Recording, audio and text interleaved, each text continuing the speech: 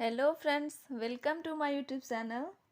आज हम इस वीडियो में साइकोलॉजी की बहुत ही इम्पोर्टेंट टॉपिक है जिसे हम अधिगम के नाम से जानते हैं।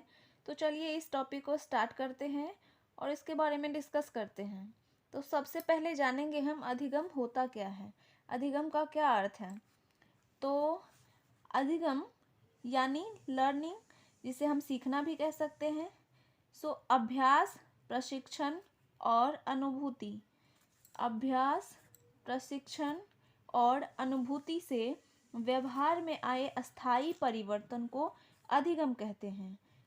यानी अभ्यास यानी प्रैक्टिस, प्रशिक्षण यानी ट्रेनिंग और अनुभूति यानी एक्सपीरियंस, अनुभव। तो गाइस, जब हम किसी भी काम को बार बार करते हैं, बार बार अभ्यास करते हैं और उसका प्रशिक्षण लेते हैं उस काम को करने के लिए, और उससे जो हमें अनुभव प्राप्त होता है, उसके बाद हमारे व्यवहार में जो परिवर्तन होता है उसे हम अधिगम कहते हैं। लेकिन ये परिवर्तन जो है अस्थायी होना चाहिए, क्षणिक नहीं होना चाहिए। कुछ पल के लिए वो परिवर्तन नहीं होना चाहिए व्यवहार में, वरना वो अधिगम नहीं कहलाएगा। तो व्यवहार में अस्थायी परिवर्तन को हम अधिगम कहते हैं। आगे हम बताएंगे कि अस्थायी परिवर्तन होता क्या है। ये अधिगम की परिभाषा है कि अभ्यास, प्रशिक्षण और अनुभूति से व्यवहार में आए अस्थायी परिवर्तन को अधिगम कहते हैं। अर्थ तो स्पष्ट हो गया। अब चलिए हम एग्जाम्पल देके समझाते हैं आपको कि किस टाइप के परिवर्तन को, किस टाइप के व्यवहार में आए परिवर्तन को हम अधिगम कह सकते हैं।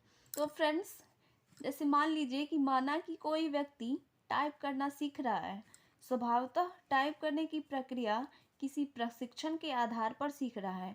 जब कोई व्यक्ति टाइपिंग करना सीख रहा होता है तो वो किसी न किसी ट्रेनिंग के तहत, मान लीजिए कि 2 महीने के लिए, 3 महीने के लिए वो सीख रहा है कि 3 महीने में हमें टाइपिंग सीखना है।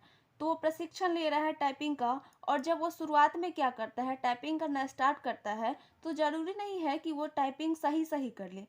कभी 5 वर्ड गलती होता है, कभी 2 वर्ड गलती होता है, कभी 3। ऐसे करके जब वो अपने गलतियों को सुधारता है, क्योंकि वह बार बार टाइप करता है तथा प्रत्येक गलतियों को सुधारते भी जाता है।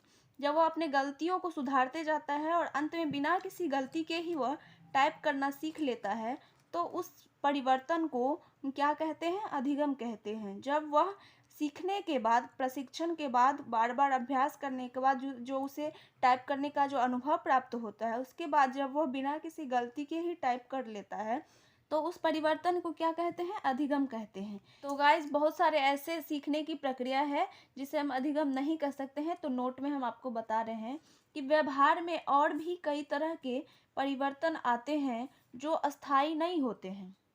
कुछ ऐसे भी परिवर्तन होते हैं व्यवहार में जो अस्थायी नहीं होते हैं, क्षणिक होते हैं, जिसे हम अधिगम नहीं कह सकते हैं। तो वो कौन कौन से परिवर्तन हैं, जैसे कि देखिए, थकान, बीमारी, परिपक्वता, नशा और मूल प्रवृत्ति। थकान से आए व्यवहार में परिवर्तन, बीमारी से आए व्यवहार में परिवर्तन। जब हम बीमार होते हैं तो हमारा व्यवहार कुछ और होता है, और जब ठीक हो जाते हैं तो अलग हो जाता है। तो यह क्षणिक होता है, अस्थायी नहीं होता। तो ऐसे परिवर्तन को हम अधिगम नहीं कह सकते।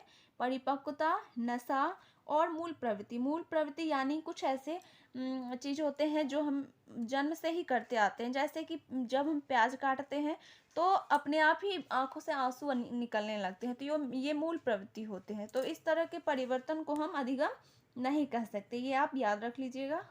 फ्रेंड्स, अब हम ये बताते हैं कि अस्थायी परिवर्तन क्या होता है। वैसे परिवर्तन को कहा जाता है जो एक खास समय तक अस्थायी होता है। उस खास समय की कोई निश्चित अवधि नहीं होती है, वह कुछ दिन का भी हो सकता है और कुछ महीनों का भी हो सकता है। अस्थायी परिवर्तन जो है वो क्षणिक नहीं होता है, वो कुछ समय के लिए निश्चित होता है। इसे हम अस्थायी परिवर्तन कहते हैं। फ्रेंड्स, आप लोगों को अधिगम की परिभाषा, अधिगम का अर्थ पता चल गया होगा। आगे हम कुछ ऐसे मनोवैज्ञानिक हैं जिन्होंने महत्वपूर्ण परिभाषा दिए हैं अधिगम के, वो हम जानते हैं। फ्रेंड्स, सार्टन, नॉर्थ, स्ट्रेंज तथा चैपमैन, ये इन्होंने जो परिभाषा दी है वो है, सीखना एक ऐसी प्रक्रिया है जिसके द्वारा अनुभूति, अभ्यास के फलस्वरूप व्यवहार में अपेक्षाकृत अस्थायी परिवर्तन होता है। तो अस्थायी परिवर्तन क्या होती है तो हम समझ चुके हैं। फ्रेंड्स, अनुभूति और अभ्यास सीखने के बाद जब हम जब किसी काम को सीखने के बाद उसका बार बार अभ्यास करते हैं और उसे जो अनुभव प्राप्त होता है, उसके बाद हमारे व्यवहार में जो परिवर्तन आता है, अस्थायी परिवर्तन आता है, उसे हम अधिगम कहते हैं। ये सार्टेन, नॉर्थ ईस्टर्न तथा चैपमैन ने कहा है। अगला है मॉर्गन, किंग, विज तथा स्कॉपलर। इन्होंने कहा है कि अभ्यास और अनुभूति के परिणाम स्वरूप हमारे व्यवहार में जो परिवर्तन होता है वो अस्थायी होता है और उसे हम सीखना कहते हैं, यानी अधिगम कहते हैं। वुडवर्थ ने कहा है कि सीखना विकास की प्रक्रिया है। जब हम निरंतर सीखते जाते हैं, कुछ ना कुछ सीखते रहते हैं, जिस व्यक्ति की सीखने की प्रक्रिया अधिक होती है उसका विकास बहुत ही अधिक होता है। तो वुडवर्थ ने कहा है कि सीखना विकास की प्रक्रिया है। मानव हमेशा कुछ ना कुछ निरंतर जब तक जीवित रहता है कुछ ना कुछ सीखता रहता है। अगला है गिलफोर्ड के अनुसार। गिलफोर्ड ने कहा है कि व्यवहार के कारण व्यवहार में परिवर्तन सीखना है। जब हम किसी को कुछ बोलते हैं, जैसे किसी को गुड मॉर्निंग बोलते हैं, गुड इवनिंग बोलते हैं और रिप्लाई में वो भी हमें गुड मॉर्निंग बोलते हैं, तो वो क्या हुआ, व्यवहार के कारण व्यवहार में जब हम उनके साथ व्यवहार किए, उन्हें गुड मॉर्निंग बोले, तब उन्होंने हमें रिप्लाई में गुड मॉर्निंग कहा। तो ऐसे परिवर्तन को क्या कहेंगे, सीखना कहेंगे, यानी अधिगम कहेंगे। तो ये किसने कहा है, गिलफोर्ड ने कहा है। अगला है हिलगार्ड, पुराने अनुभव से व्यवहार में परिवर्तन। जब हम पहले किसी काम को कर चुके होते हैं और उससे जो हमें अनुभव प्राप्त होता है, उससे जो व्यवहार में परिवर्तन आता है उसके बाद, तो ऐसे परिवर्तन को हम अधिगम कहते हैं। ये किसने कहा, हिलगार्ड ने। ये किसने क्या परिभाषा दी है, ये हमारे एग्जाम्स में आ सकते हैं, तो इसको आप लोग जरूर याद कर लीजिएगा, ये हमारे एग्जाम में जरूर आएंगे। अगला है crow and crow. Crow and crow ने कहा है कि अधिगम आदतों, ज्ञान और अभिवृत्तियों का अर्जन है।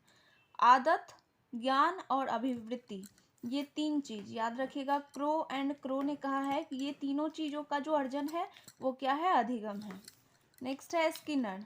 स्किनर ने कहा है कि अधिगम व्यवहार में उत्तरोत्तर सामंजस्य की प्रक्रिया है, यानी वृद्धि दर वृद्धि हमारे व्यवहार में जो परिवर्तन होती है उसे हम अधिगम कहते हैं। तो गाइस, हमने अधिगम की परिभाषा, किन किन मनोवैज्ञानिकों ने क्या क्या परिभाषा दी है, अधिगम का क्या अर्थ होता है, ये हमने जान लिया। तो आप लोग इसको जरूर याद कीजिएगा। तो अगर वीडियो पसंद आई हो तो हमारे चैनल को सब्सक्राइब कीजिए, वीडियो को लाइक और शेयर जरूर कीजिएगा। Bye bye.